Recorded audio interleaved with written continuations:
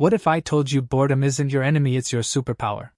You're actually destroying your happiness every time you reach for your phone. When you're bored, really bored, something powerful happens inside your brain. A part of your mind called the default mode network switches on.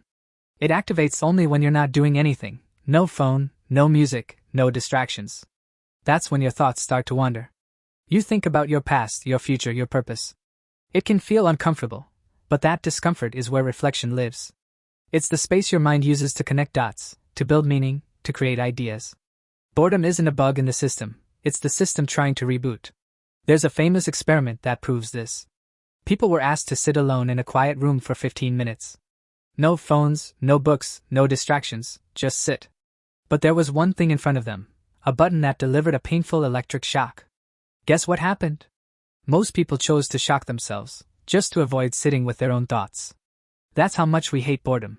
The moment we feel a hint of boredom, what do? We grab that little glowing rectangle in our pocket. Red light? Scroll. Standing in line? Scroll. Even brushing our teeth? Scroll. Every quiet moment has become a trigger for stimulation. But when we constantly avoid boredom, we also avoid thinking deeply. The questions that actually matter: who am I? What do I want? Where am I going? Never show up. No boredom means no reflection. And no reflection means no meaning. That's why so many people feel anxious and lost, even when life looks perfectly fine on the outside. This creates a loop. You feel a little empty, so you distract yourself with your phone, which stops you from thinking deeply, which makes you feel even emptier. And the loop continues. It's a doom loop of meaning. We've engineered our lives to eliminate boredom completely, but in doing so, we've eliminated one of the main ways humans find peace and direction. We've traded quiet discomfort for constant noise. So what's the solution? Simple: be bored on purpose. Try this. Tomorrow morning, when you go for a walk or hit the gym, leave your phone behind. No podcast, no music, no notifications. Just you, moving, thinking.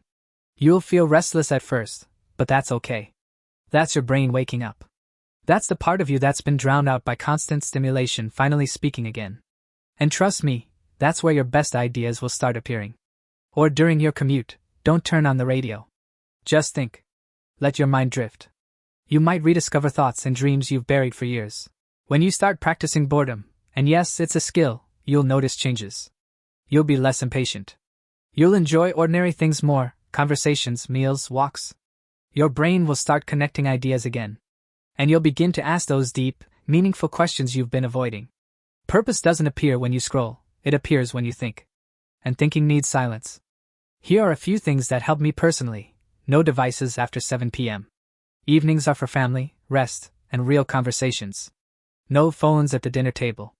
When we eat, we talk. We're present. Social media breaks.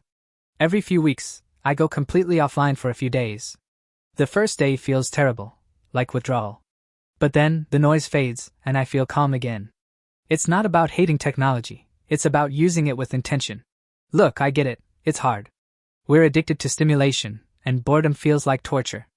But here's the truth: boredom is the gateway to meaning. It's how you hear your own thoughts again. It's how you figure out what really matters. So today, put down your phone. Don't fill every silence. Let your mind wander. It might just lead you back to yourself. You don't need more apps, or more noise, or more distractions. You need stillness. You need boredom.